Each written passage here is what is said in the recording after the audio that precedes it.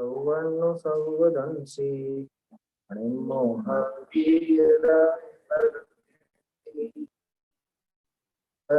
स्तुति जगवंता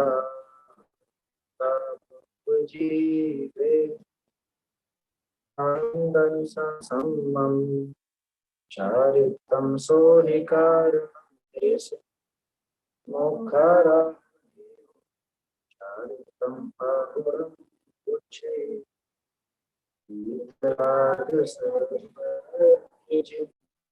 वंदो मन वचका चारित्र धर्म बखान साचो श्रद्धा कुंद कुंद मुनिराचित चारित पाहुड़ ग्रंथ प्राकृत गाथा बंध करुण चक्का।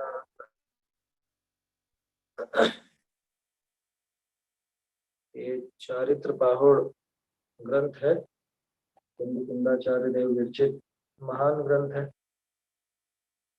इसमें चारित्र की जो बात चली, तो पहले तो चारित्र के दो भेद बताए, जिसमें सम्यक्त चरण और संयम चरण।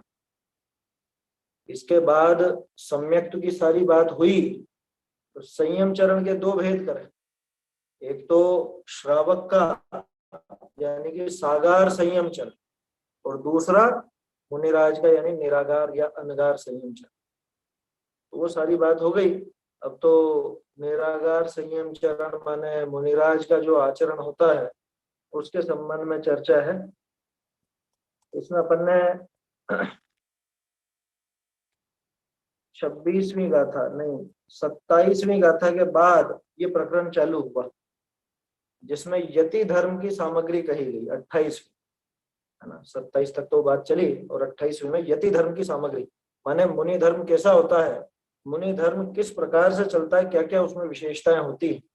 श्रावक के तो अणुव्रत, दिग्व्रत, देशव्रत, अनर्थ दंड व्रत, ये गुण व्रत और 4 शिक्षा व्रत है ना, ये सब शामिल होकर के उसके 12 प्रकार के व्रत बनते हैं।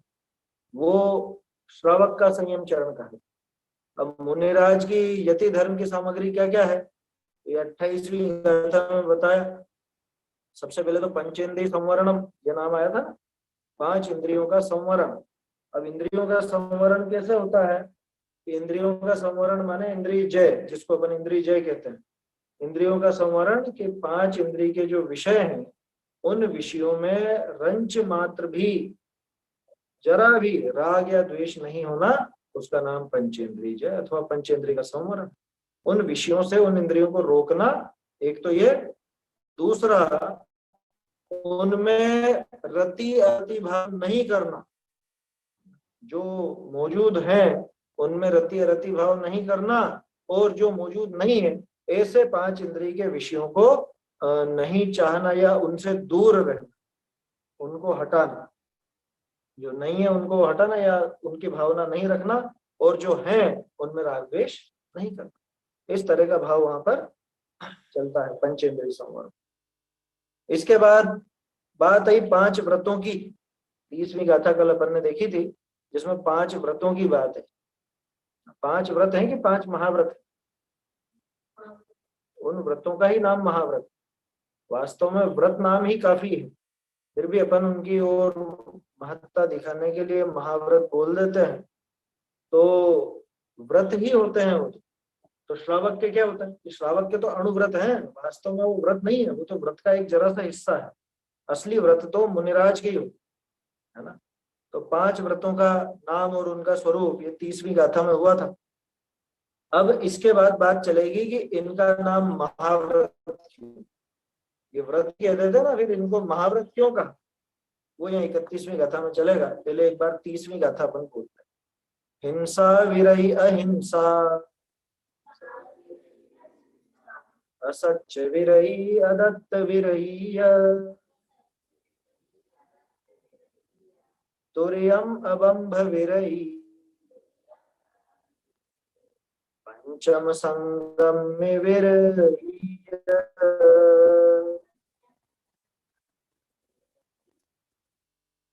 हिंसा असत्य अदत्त ब्रह्मचर्य और परिग्रह इनसे विरति संपूर्णतः पंचमुनि महाकल्प। अब है 31वीं गाथा।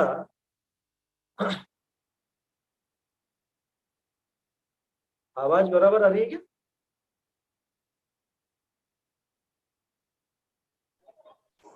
आ रही है। आ रही है। चलिए ठीक है। कथी गाथा में अब यहाँ कह रहे हैं कि आगे इनको महाव्रत क्यों कहते हैं वह बताता है। अभी अपन ने बात की ना, वास्तव में तो व्रत नाम ही है ना, इनको व्रत ही कहा जाता है। श्रावक के व्रत नहीं है, श्रावक के तो व्रतों का एक हिस्सा है छोटा सा। पूर्ण रूपेण तो व्रत मुनिराज के ही होता है, व्रत उन्हीं के होते हैं। जैसे अपन ने देखा था विरति व्रतम, ऐसी परिभाषा देखी थी ना अपन ने तत्वार्थ सूत्र में, जब सर्वार्थ सिद्धि की बात चली। विरक्ति का नाम व्रत है, तो विरक्ति तो वास्तव में मुनिराज की, श्रावक के विरक्ति कहाँ है? उसके तो विरक्ति का एक जरा सा हिस्सा है, थोड़ा बहुत कुछ छोड़ करके, और ये सोचता है कि हमने विरति ली है। वो विरति नहीं है, वो तो उसका एक अणु मात्र है, इसलिए उसको नाम दिया अणु व्रत, है ना। अब यहाँ ये व्रत अपने आप में ही परिपूर्ण होता है, तो फिर भी इनको महानाम दिया, महाव्रत, इनकी महत्ता बताने के लिए दिया, अथवा उसे भिन्न दिखाने के लिए दिया कि मुनिराज के जो व्रत हैं वो वास्तव में महान है, मुनिराज इन व्रतों की वजह से महान है, ये दिखाने के लिए उनको महाव्रत नाम दिया। देखते हैं 31वीं गाथा, क्या कारण है, महा क्यों कहा। साहन्ति जम महल्ला आयरियम जम महल पुव्वेहिम जम च महल्लानि तदो महव्वया इत्तहेयायिम साहन्ति जम महल्ला आयरियम जम महल पुव्वेहिम जम च महल्लानि तदो महव्वया इत्तहेयायि।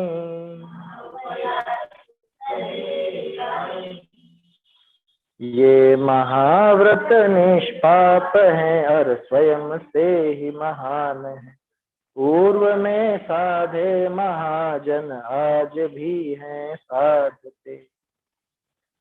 साहन्ति जम महल्ला, साहन्ति माने साधते हैं, जम माने जिसको या जिनको, कि जिसको साधते हैं। कौन साधते हैं? महल्ला, महल्ला माने महान, है समझ में। महान का बहुवचन महंत, महंत बनता है ना, तो महंत लोग जिनको साधते हैं, महंत का अर्थ यहाँ पे महान व्यक्ति है ना, उत्तम जिनको अपन कहते हैं, तो महान लोग जिनको साधते हैं। दूसरा विशेषण आयर्यम जम महल पुव्वेहिम, आयर्यम, आयर्यम माने आचरितम, ऐसा। और जिन्होंने पहले आचरण किया है, किन्होंने किया कि महल, महल पुव्वे, ये महान लोगों के द्वारा पुव्वे ही पूर्व में आचरण किया गया है। दो बातें हो गई, एक तो वर्तमान में महान लोग जिनको साधते हैं, दूसरा पूर्व में भी महान लोगों ने जिनका आचरण किया है, जो महान लोगों के द्वारा आचरित है। अब तीसरा विशेषण कि उनको महान लोग आचरते हैं इसलिए महाव्रत, उनको महान लोग आचरते थे इसलिए महाव्रत। अब तीसरी बात, जमच महल्लाणी, और जो खुद अपने आप में महान है। महान लोग साधते हैं इसलिए तो महान है, या महान लोग साधते थे इसलिए तो महान है, लेकिन अपने आप में महान है, क्योंकि कहाँ इनका साधन देखने में आता है, कौन साधता है इनको। महाव्रतों को साधना ये मामूली बात नहीं है, महाव्रत अपने आप में महान है, समझ। जम च महल्लाणी तदो, जो स्वयं ही महल है यानी महान है, तदो यानी इसलिए महव्वया इत्त है यानी, इसलिए इनको, इत्त है माने इनको, और याई माने मतलब एक मिनट, इत्त है तो इस हेतु से, इस हेतु से ये महव्वया है ना, ये महाव्रत है। तो समझ में आया व्रतों को महाव्रत नाम क्यों दिया? मुनिराज के जो व्रत हैं, अहिंसा, सत्य, अचौर्य, ब्रह्मचर्य और अपरिग्रह, ये मुनिराज के जो व्रत है ना, ध्यान रखना उसमें परिग्रह परिमाण मत लगा देना, वो श्रावक का व्रत है, अनुव्रत है, वो एक हिस्सा है जरा। और मुनिराज के जो 5 व्रत हैं, ये 5 व्रत तो महान ही है। क्यों महान है? क्योंकि इनको आज भी महान ही साधते हैं, पहले भी महान ने साधा, और ये स्वयं ही अपने आप में महान। ऐसा तो ये तो महत्ता बताइए मुनिराज के महाव्रतों की। देखो इसको ढूंढारी से पढ़ते हैं, है ना, मिलान करना।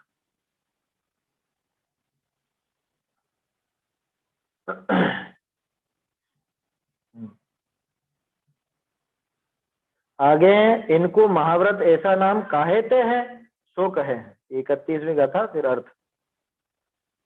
महल्ला कहिए महंत पुरुष जिनको साधे आचरे। बहुरी पहले भी जिनको महंत पुरुष नहीं आचरे।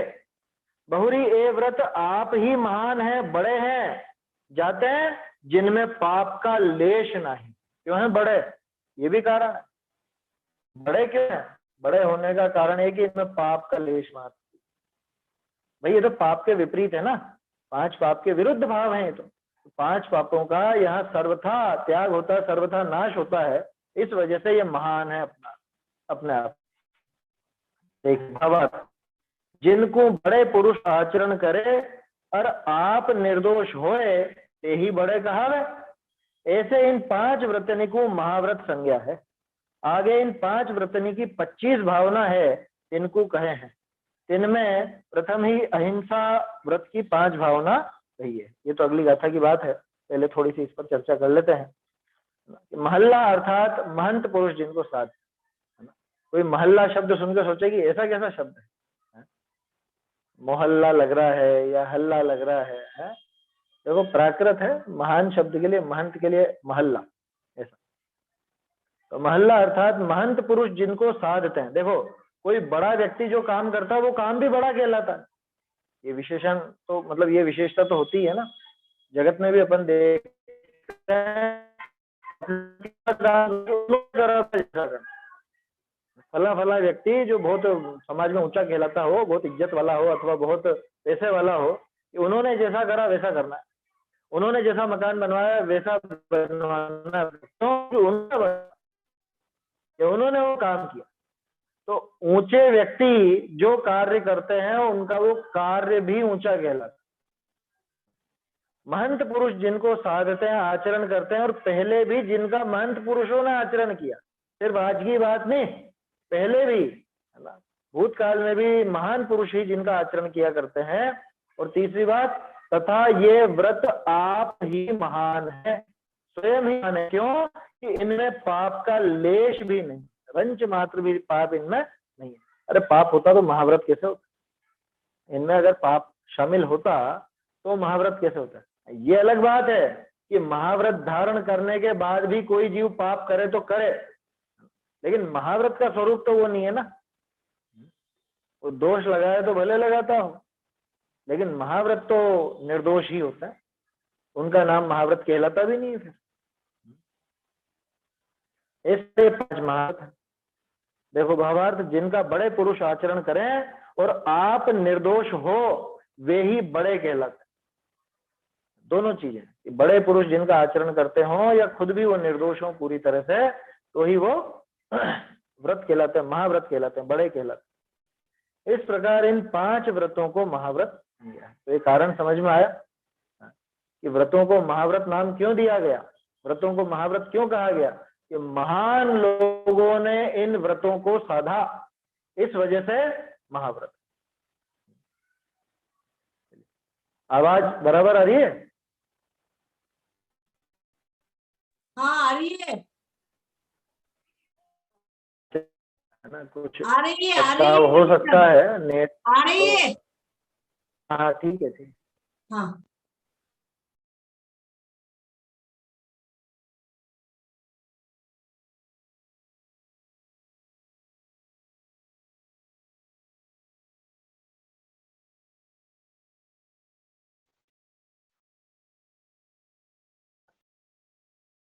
अभी ठीक है बिल्कुल।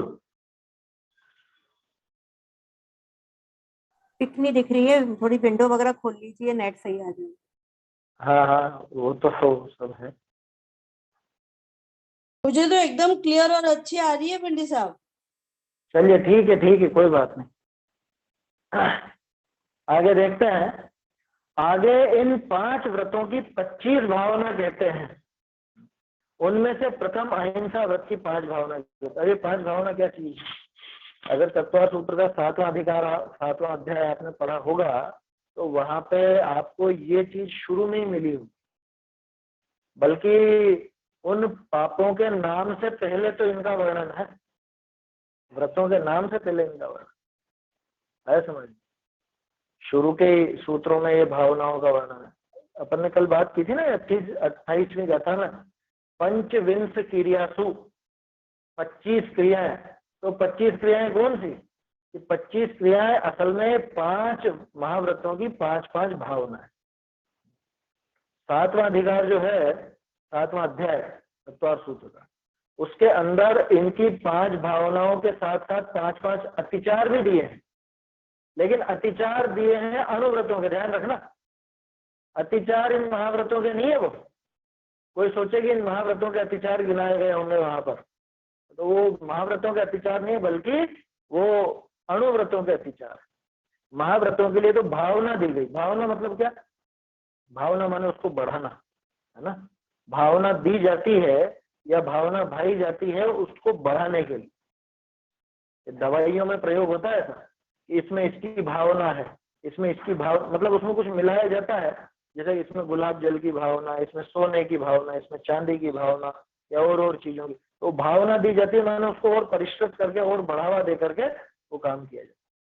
तो इन 5 जो महाव्रत हैं, इन 5 महाव्रतों की भी 5-5 भावनाएं, माने 5 प्रकार के ऐसे भाव जिनसे इन महाव्रतों को और बल मिले, और आगे बढ़े, और परिष्कृत हो, है समझ में, ये मजबूत बने रहे, कमजोर नहीं पड़े। इसको कहते हैं महाव्रतों की भावना। 5-5 महाव्रतों की 5-5 भावनाएं, और बहुत बढ़िया है ये। तो 5 व्रतों की 25 हो जाएंगी, है ना। उनमें से प्रथम अहिंसा व्रत की 5 भावनाएं देखिए। वयगुत्ति मणगुत्ति हिरिय समिधि सुदारणिक्षेवो अवलोय भोयणाय अहिंसये भावना हुन्ति वयगुत्ति मणगुत्ति इरिया समिधि सुदारणिक्षेवो अवलोय भोयणाय अहिंसये भावना होन्ति मनोगुप्ति वचन गुप्ति समिति ईर्ष्या ऐषणा आदान निक्षेपण समिति, ये है अहिंसा भावना। तत्वार सूत्र का अभ्यास होगा तो ये सारी चीजें आपको परिचित लग रही होंगी। ये सब चीजें पढ़ी हुई सी लगेंगी। क्या क्या? वय गुप्ति, सबसे पहले तो वचन गुप्ति, है ना। वय गुप्ति माने वचन गुप्ति, वचो गुप्ति भी कहते हैं, वचन गुप्ति भी कहते हैं। तो वचो शब्द का वय बन गया।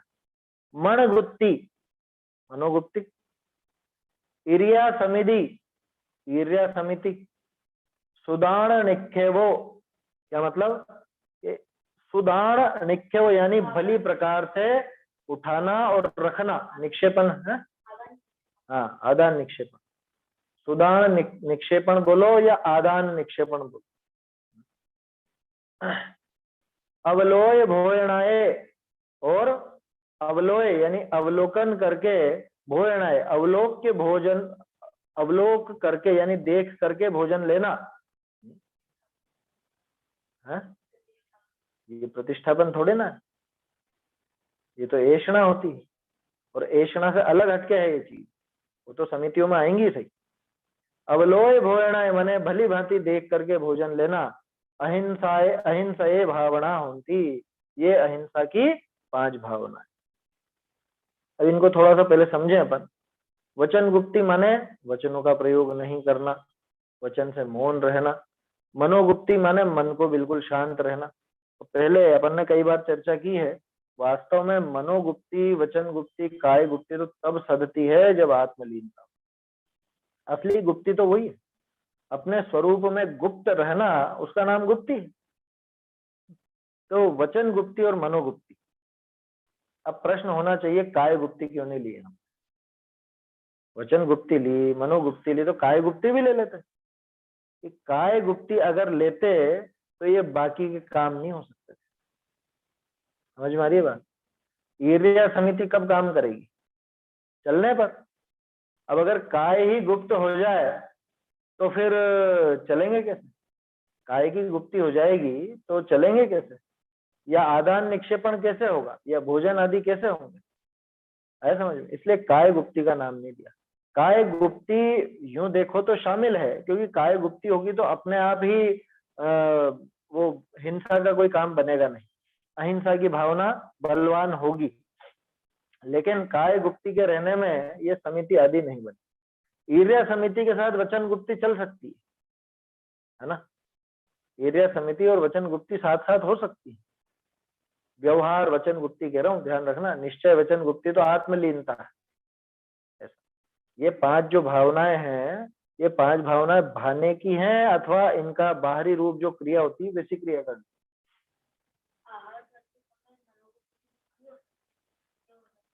हो सकती है। वो बीच में रुकावट आएगी, थोड़ा सा रुकेंगे वहां पर, आया समझ?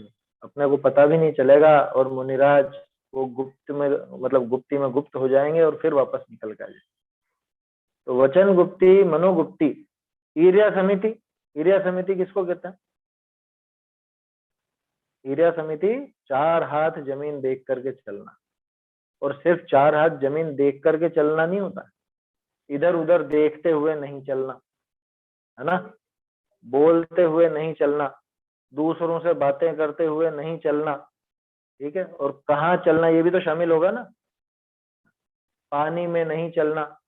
पानी कितना, पानी का आता है कहीं कहीं पर उल्लेख कि पानी एक तो ऐसा हो कि अपने घुटने से नीचे हो, दूसरा कि जिसमें नीचे की जमीन साफ साफ नजर आए, तभी तो वो ईर्ष्या समिति हो पाएगी। 4 हाथ देख करके तभी तो चल पाएंगे।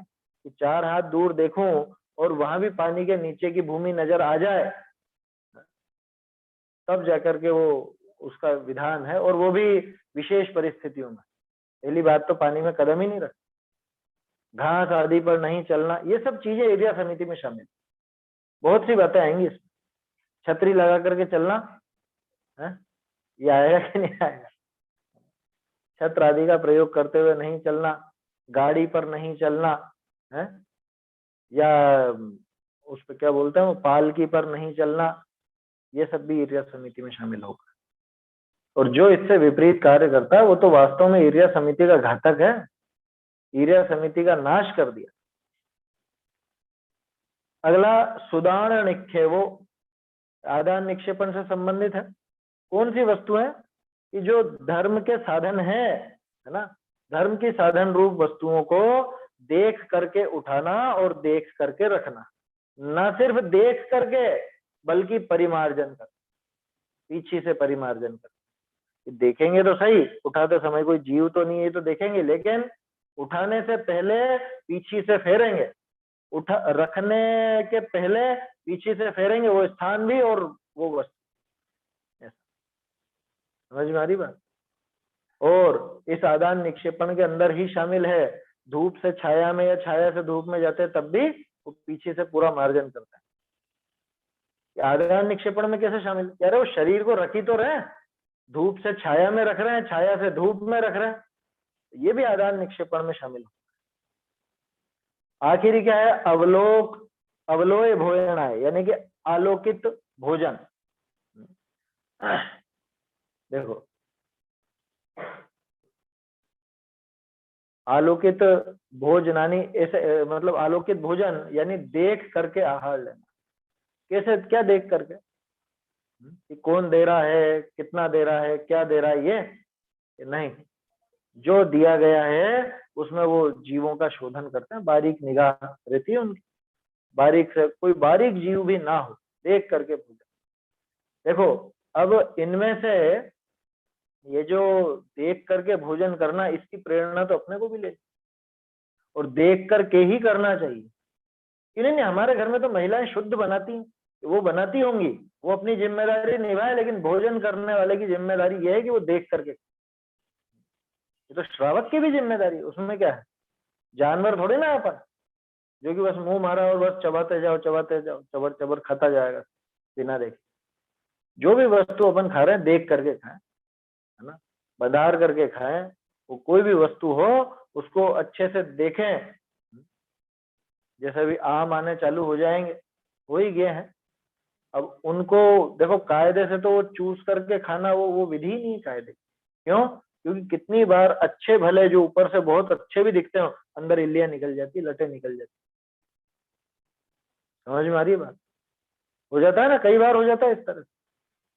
तो इसलिए बंधार करके कोई भी वस्तु, कोई भी, ऊपर से अपन देखते हैं कई बार सब्जी बहुत अच्छी है, लेकिन अंदर उसको बंधारते और लटे निकल गए, छोटे छोटे जीव निकल गए। तो भोजन बनाना और भोजन करना और भोजन कराना, हर एक में देखने का काम होना चाहिए। ये थोड़ी सी अपन प्रकरण से हट रहे हैं, क्योंकि प्रकरण तो मुनिराज का है, लेकिन अपन भी तो प्रेरणा ले रहे हैं कुछ ना कुछ। देख करके चलने की प्रेरणा तो लेनी ही चाहिए। बिना देखे चलने वालों का हाथ पांव भी टूटता है, और जीवों का घात होता है, वो भी बिगाड़ है ना। दोनों ही काम होते हैं। इधर पाप बांध रहा है तो पाप का उदय भी आएगा, ऐसी विपरीतता होगी। इसलिए हमेशा देख करके चलना, देख करके वस्तु उठाना, देख करके रखना। वैसे तो इन सब के बारे में पहले भी अपनी कई बार चर्चा होती है, पहले भी हुई है ये चर्चाएं कि कैसे कोई वस्तु अपन, जैसे ऊपर है कोई वस्तु, तो उसको कैसे उठाना, कैसे रखना। अपन यूं हाथ चला के यहाँ से ले लेना कोई भी चीज, ऐसा नहीं, क्योंकि वहां पे क्या पता कोई जीव बैठा हो उस पर, छोटा सा जीव, चींटी हो, कोई कीड़ा हो, और अपना हाथ लगते ही मर जाए। भाई ऊंचाई पे रखी है तो ऊपर हो जाओ आप, कुर्सी टेबल इत्यादि जो भी है, कुर्सी वगैरह लगा के, स्टूल लगा करके, और फिर उस हाइट पर पहुंच करके फिर लेना, ये विधि है। तो इन सब चीजों का ध्यान रखा जाए तो अहिंसा महाव्रत और बढ़ता है, पुष्ट होता है। कैसे होता है ये भी विचार करें। वचन गुप्ती, भाई बोलेंगे ही नहीं तो किसी का शब्दों के द्वारा तो दिल दुखेगा नहीं ना। एक कठोर बोलने से भी तो दिल दुखता है किसी का। तो जब बोलेगा ही नहीं तो अपने आप ही बोल करके दिल दुखाने की भावना खत्म। तो ये अहिंसा सदी। मनोगुप्ती, हिंसा पैदा कहाँ पे होती है? हिंसा तो सबसे पहले अंदर पैदा होती है। यहाँ पे राग द्वेष कुछ ऐसा हुआ अन्य व्यक्ति या वस्तु के प्रति, तब वो हिंसा पैदा होती है। तो मन की गुप्ती रहेगी तो अपने आप ही वो हिंसा पैदा होने का सवाल ही पैदा नहीं। तो मन की गुप्ती भी वहां हुई। ईर्ष्या समिति से तो स्पष्ट है, देख करके चलेंगे तो जीवों का घात वहां पे करेंगे। हाँ, देख करके चलने का मतलब क्या? यहाँ देख लिया था हमने, जीव तो बहुत थे, लेकिन हम तो चल गए उस पे। जैसे किसी से कहें कि कचरा देखकर फेंकना, और फेंक दे किसी व्यक्ति पे, हाँ देखा था मैंने, ये जा रहे थे और इनके ऊपर फेंक दिया। तो देखकर फेंकने का अर्थ क्या है? कि कोई ना हो, किसी के ऊपर ना गिरे, ऐसा ध्यान रख करके। उसी तरह से देख करके चलना, देख कर चलने का मतलब जीवों को भली भांति देखे परखे, और वहां पे जीव हो तो बिल्कुल भी नहीं चले, वहां से अपना रास्ता बदल ले अथवा रुक जाए, जो भी है। ऐसे ही देख करके ही उठाना, देख करके ही रखना, भली भांति देख करके और शोध करके। इससे भी सदती है अहिंसा। क्यों? कि अगर बिना देखे उठाएंगे रखेंगे तो कोई जीव दब सकता है, मर सकता है ना, उन जीवों का घात हो सकता है। तो अहिंसा को पुष्ट करने के लिए भावनाएं काम आती, ये भावनाएं हैं अहिंसा को पुष्ट करती। और भोजन संबंधी की वो तो स्पष्ट है ही सही, कोई जीव ना हो उसमें, है ना, ये चीज देखने की जरूरत है। तो ये सारी भावनाएं अहिंसा की भावना कहलाती है और अहिंसा को पुष्ट करती है। ऐसा है, सरल है ना, कठिन तो नहीं है विषय बिल्कुल भी। देखो ये जो प्रकरण है मुनि दशा के योग्य जो भी प्रकरण है, ये सब सुनने में, पढ़ने में, समझने में बहुत सरल है, बहुत सरल। कल भी बात की थी, ये अपनाने में कठिन है। अपनाते कहाँ है? जो मुनि बनते हैं वही अपनाते हैं। और कदाचित कोई तो ऐसे भी हो जाते हैं कि मुनि व्रत तो धारण कर लिए, व्रत आदि तो ले लिए, लेकिन बाद में सब गड़बड़ हो गई, इसलिए ये अपनाने में कठिन हो। देखिए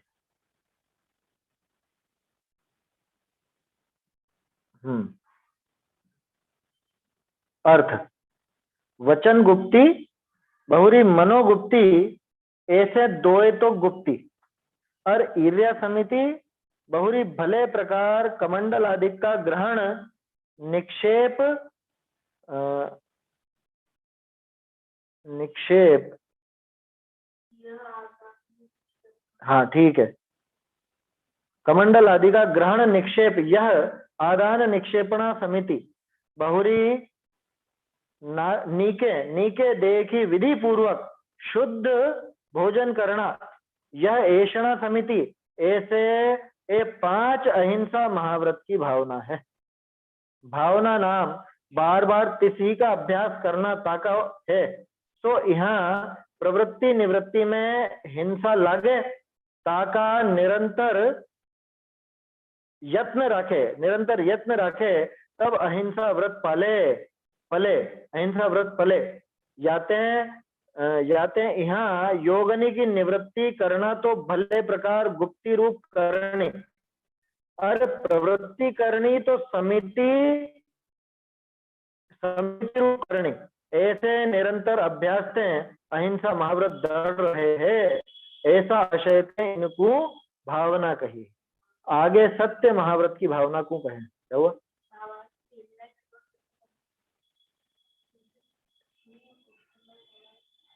भावना नाम बार बार तिथि का अभ्यास करना ताका है। बाद में दे दिया ना, वो बाद में दे दिया भावना नाम वहां। देखिए तो 5 जो भावनाएं हैं, 5 भावनाओं में 2 तो गुप्ती रूप और 3 समिति रूप। वचन गुप्ती और मनोगुप्ती, ऐसे 2 तो गुप्तियां, और ईर्या समिति है ना, भले प्रकार कमंडल आदि का ग्रहण निक्षेप, ये आदान निक्षेपण समिति, और ऐषणा समिति जो अच्छी तरह देखकर विधि पूर्वक शुद्ध भोजन करना। देखो अकेले देखकर भोजन करना नहीं, ऐषणा समिति में और भी चीजें शामिल होती हैं, जैसे विधि पूर्वक होना चाहिए। विधि क्या है? विधि तो यह है कि नवधा भक्ति पूर्वक सामने वाला अपनी गरज से देने को तैयार हो, क्या ये नहीं मांगेंगे। और उसके पहले भी ये तो वृत्ति लेकर के जाते हैं, वो वृत्ति मिले और उस वृत्ति का बराबर पालन होता दिखे, और सामने वाला श्रावक नवधा भक्ति करे, तब जाकर के आहार लेने को राजी होते हैं। उसमें भी कितने दोष टालते हैं? 46 दोष, और अंतराय कितने? 32, है ना, ध्यान रखना, 32 तो अंतराय और 46 दोष, इन सबको टाल करके आहार ले। उसके बिना तो आहार होता ही नहीं उनका, मुनिराज। तो इस प्रकार ये 5 अहिंसा महाव्रत की भावना। देखो, और भावना की परिभाषा कितनी सुंदर, बार बार उसी के अभ्यास करने का नाम भावना, बारंबार उसी का अभ्यास करते रहने का नाम भावना। अब अहिंसा महाव्रत धारण किया है, तो अहिंसा महाव्रत का अभ्यास कैसे हो, अहिंसा महाव्रत कैसे सधे, कि वो इन रूप में सधेगा, या तो गुप्ती रूप या समिति रूप। देखो ये जयचंद जी ने यहाँ पे बहुत बढ़िया स्पष्टीकरण दिया। प्रवृत्ति और निवृत्ति, क्या प्रवृत्ति में अहिंसा रहे उसके लिए समितियां, और निवृत्ति में अहिंसा रहे उसके लिए गुप्तियां, है ना, क्योंकि गुप्तियां निवृत्ति रूप है। प्रवृत्ति और निवृत्ति तो समझते हो ना, प्रवृत्ति माने कुछ करना और निवृत्ति माने कुछ नहीं करना, उससे छूटना। तो देखो क्या कहा, सो यहाँ प्रवृत्ति निवृत्ति में हिंसा लगती है, उसका निरंतर यत्न रखे तब अहिंसा व्रत का पालन हो। हम कोई भी प्रवृत्ति करते हैं तो उस प्रवृत्ति में भी कुछ हिंसा होती है, और कोई निवृत्ति भी करते हैं यानी किसी चीज से छूटते हैं तो वहां भी हिंसा की संभावना होती है। तो निवृत्ति हो तो ऐसी हो कि जिसमें गुप्ति हो, और गुप्ति होगी तो अपने आप ही हिंसा से बचेगा। प्रवृत्ति हो तो ऐसी हो कि जिसमें समितियों का पालन हो, क्योंकि समिति होगी तो अपने आप ही उसमें हिंसा से बचेगा। देखो तो यहाँ प्रवृत्ति निवृत्ति में हिंसा लगती है, उसका निरंतर यत्न रखे, लगातार उसका यत्न रखे, लगातार उसकी कोशिश करे, है ना, सावधानी रखे। यत्न का अर्थ सावधानी से है, निरंतर उसकी सावधानी रखे तब जाकर के अहिंसा व्रत का पालन हो। इसलिए यहाँ योगों की निवृत्ति करनी तो भले प्रकार गुप्ति रूप करनी। योगों से अगर निवृत्त होना है तो भली प्रकार गुप्ति रूप। कैसे कि भाई ये जो 3 बता, मन वचन और काय, 3 योग बता, है ना। काय की गुप्ति इसीलिए यहाँ पे नहीं ली कि काय की तो प्रवृत्ति चलेगी, काय की प्रवृत्ति हो तो समिति रूप हो, इसलिए यहाँ पे भी काय गुप्ति को नहीं लिया। और मन गुप्ति वचन गुप्ति इसलिए लिया कि निवृत्ति के साधक है, निवृत्ति में साधक बनते है ना। इसलिए यहाँ योगों की निवृत्ति करनी तो भले प्रकार गुप्ति रूप करनी, और प्रवृत्ति करनी, अगर योगों की प्रवृत्ति करनी, ये काय का ही काम है, इसमें मन और वचन की तो बात है नहीं, है ना।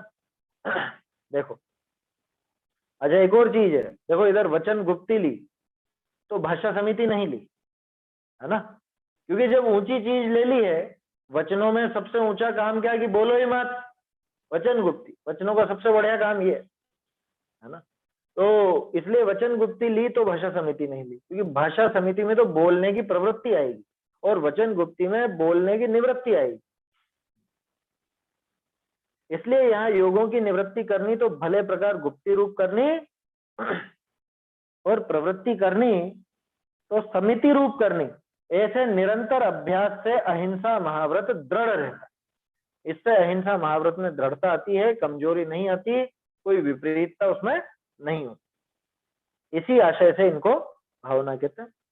ऐसी बात है, सरल है ना, समझ में आने जैसा है। अहिंसा महाव्रत तो अपन जानते ही हैं कि जिसमें त्रस्त जीवों का घात तो छोड़ो, स्थावर जीवों का घात भी नहीं हो। स्थावर जीवों के घात से भी निवृत्ति ले रखी, तो स्थावर जीवों को कैसे, उनको बचाने के लिए क्या किया जाए, उसके लिए तो ये समितियां हैं। अगर कोई प्रवृत्ति चले अथवा निवृत्ति रूप रहे तो ऐसे गुप्ति रूप रहे, इसी आशय से इनको भावना कहते हैं। आगे सत्य महाव्रत की भावना कहते हैं। कोह भय हास लोहा मोहा विवरीय भावना चेव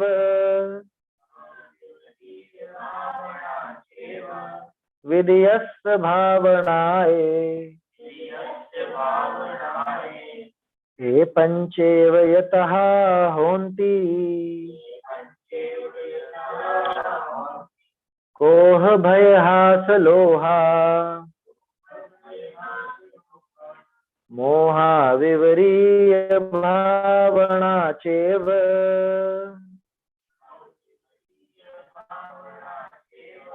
विधियस्त भावनाए ये पंचेव यतः होन्ति सत्यव्रत की भावनाएं क्रोध लोभ मोह भय अर्हास्य से है रहित होना ज्ञानमय आनंदमय। कोह, कोह माने क्रोध, है ना, स्पष्ट। भय, भय तो जानते ही हो, भय शब्द तो वैसा का वैसा ही प्राकृत में भी। हास, हास माने हास्य। लोहा यानी लोभा, ठीक है, बहुवचन का प्रयोग है।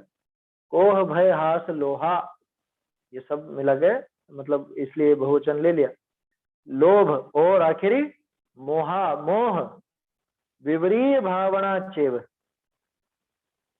और इनसे विपरीत भावना, क्या माने क्रोध नहीं होना, भय नहीं होना, हास्य नहीं होना, लोभ नहीं होना, मोह नहीं होना। समझ में आ रही है बात? क्योंकि सत्य महाव्रत की भावनाएं है ना ये, तो सत्य महाव्रत की भावना में क्रोध, भय, हास्य, लोभ ये चीजें नहीं होना, ये भावना बनेगी। विधेयस्व भावनाएं, विधि माने द्वितीय, है ना, विधि का अर्थ द्वितीय, ये द्वितीय की ये भावनाएं हैं। द्वितीय कौन? सत्य महाव्रत, है ना। पहले अहिंसा की बात करी थी, अब दूसरा कौन है कि दूसरा सत्य है। तो सत्य महाव्रत की ये भावनाएं हैं। ए पंचेव ये तहा होती, ये 5 उस सत्य महाव्रत की, उस दूसरे महाव्रत की भावनाएं। क्रोध अपन जानते हैं, गुस्से को कहते हैं, और भय डरने को, हास्य है ना, कुछ हंसी मजाक, कुछ चुटकुलेबाजी, क्या लोभ, ये विशेषता क्या इनमें? अरे इनसे रहित होने से सत्य महाव्रत पुष्ट होगा। कैसे होगा? कि भाई झूठ बोलने के पीछे कारण क्या होता है, यही कुछ कारण बैठता है। ये 4 की बात कर रहे हैं अभी तो अपन, आखिरी मोह है उसकी बात अलग से करेंगे। अभी तो ये समझो, कोई भी व्यक्ति कोई झूठ बोलता है तो उसमें या तो क्रोध कारण होता है, या भय कारण होता है, या हास्य कारण होता है, या लोभ कारण होता है ना, और 5वां मोह भी कारण है। या मोह का अर्थ मिथ्यात्व भी और अज्ञान भी, आया समझ? दोनों चीज, वो भी कारण। तो क्रोध, भय, हास्य और लोभ, कई बार ऐसे वचन बोलने में आ जाते हैं ना गुस्से में कि जाओ, मेरा तुमसे कुछ लेना देना नहीं, आज से तुम मेरे कुछ भी नहीं लगते, और ऐसा नहीं और वैसा नहीं, बहुत सारी बातें कह दी जाती। तो गुस्से में जो कहा जाता है वो वास्तव में सच होता नहीं। जैसे माँ बेटे को पीटते पीटते कहे, इससे अच्छा तो तुम मर गया होता। बोलो सच है कि झूठ है? वो चाहती है ऐसा? जब तेरी डांट पड़ेगी ना, तेरी मार पड़ेगी, तब बहुत मजा आएगा, बहुत अच्छा लगेगा। बोलो आएगा मजा? तो ऐसे ऐसे कुछ वचन कहना, क्रोध में इस तरह की बातें हो जाती। भय में भी हो जाता, डर के मारे झूठ बोल देता कि मैं डर गया था इसलिए मैंने आपको सच नहीं बताया, इसलिए मैंने झूठ बोल दिया। बच्चे बोलते हैं ना इस तरह से। उनसे पूछो तुमने झूठ क्यों बोला बेटा, सच सच बात क्यों नहीं बताई? कि मैं डर गया था कि आप डांटोगे या मारोगे, इसलिए मैंने झूठ बोला। अब जब झूठ पकड़ा गया तब भी तो पिटाई होनी है, तो पहले ही सच बोल देता। हास्य, हास्य में तो स्पष्ट है, हास्य में कही गई बात तो सच होती ही नहीं है। मजाक मजाक में अपन एक दूसरे से कुछ भी कह देते हैं, कुछ चुटकुले भी सुना देते हैं, सुन लेते हैं, या घर में आपस में तो चलता ही है, भाई बहनों में या पति पत्नी में या किसी में भी, है बच्चे बच्चियों में। तो हास्य के कारण भी झूठ बोला जाता है। और लोभ, किसी बात का लोभ हो, कोई लालच पड़ा हुआ हो मन में, तो भी झूठ बोलता है। लालच के कारण तो सबसे ज्यादा झूठ बोला जाता है। व्यापारी कसमें खा जाता है ना, भगवान की कसम भाई साहब इतने का पड़ा है और इतने में दे रहा हूं। कितनी बार तो ऐसी ऐसी झूठी कसम, अपने घर वालों की झूठी कसम खा जाता है, कोई बड़ी बात। तो लोभ के कारण भी वो झूठ बोला जाता है। अब अगर क्रोध ना हो, भय ना हो, लोभ ना हो, हास्य ना हो, तो बोलो झूठ बोलने का क्या कारण? 5वीं चीज है मोह। तत्वार सूत्र में मोह के स्थान पर अनुविची भाषण है। मतलब क्रोध, भय, हास्य, लोभ, इनका तो त्याग, क्रोध, लोभ, भीरुत्व, ऐसा ऐसा है वहां पे, उसका त्याग, और अनुविची भाषण या अननुविची भाषण। अनुविची भाषण किसको कहते हैं? कि शास्त्र के अनुसार ही कथन करना, वो तो है अनुविची भाषण। और अननुविची भाषण माने शास्त्रोक्त, शास्त्र से विरुद्ध कथन करना, ऐसा, उसका नाम अननुविची भाषण। तो अगर शास्त्र से विपरीत बोलेगा, शास्त्र से विरुद्ध बोलेगा, तो वहां पे भी असत्य हो। और सत्य व्रत को अगर कायम रखना है, सत्य व्रत को दृढ़ करना है, तो उसको शास्त्रों के अनुसार ही बोलना चाहिए। शास्त्र के आधार पर बोलेगा, शास्त्र के अनुसार बोलेगा, तो असत्य का काम ही नहीं, असत्य का कोई काम नहीं फिर वहां। क्यों? क्योंकि शास्त्रोक्त कथन कर रहा। इसलिए ये पांचों जो हैं, ये सत्य व्रत की, सत्य महाव्रत की भावना है, सत्य महाव्रत को दृढ़ कर। देखो, अर्थ और भावार्थ तो इसका अपन कल देखेंगे, है ना, आज तो समय हो गया है अपना। तो ये 5 भावनाएं अपन ने अहिंसा की देखी, और ये 5 भावनाओं का नाम तो यहाँ पे देख ही लिया है, थोड़ा बात भी कर ली। अर्थ और भावार्थ इसका अपन कल देखेंगे। गाथाएं बोल लेते हैं एक बार। साहंति जम्महल्ला आयरियम जम्महल्ल पुवेहिम जम च महल्लानि तदो महव्वया इत्तहे याई। ये महाव्रत निष्पाप है, हर स्वयं से ही महान। पूर्व में साधे महाजन, आज भी है साधते। वय गुत्ती मण गुत्ती इरिया समिधि सुदान निखेवो अवलोय भोयणाए अहिंसय भावना होंती। मनोगुप्ति वचन गुप्ति समिति ईर्या ऐषण आदान निक्षेपण समिति ये हैं अहिंसा भावना। कोह भय हास लोहा मोहा विवरीय भावना चेव विदयस्व भावनाए ते पंचेव यतः होन्ति। सत्यव्रत की भावनाएं क्रोध लोभ मोह भय हर हास्य से रहित होना, ज्ञानमय आनंदमय। चैतन्य का स्मरण प्रतिक्षण ही करो रे, भव के अनंत दुख को क्षण में हरो रे। अक्षय अनंत निज सौख्य निधान पाओ, गाओ अरे नित इसी के गीत गाओ।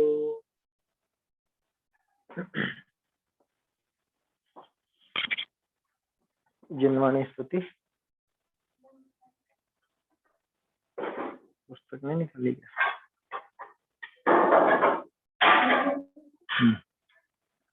सुन जिन वैन श्रवण सुख पायो, सुन जिन वैन श्रवण सुख पायो। नस्यो तत्व दुर अभिनिवेशतम, नस्यो तत्व दुर अभिनिवेशतम।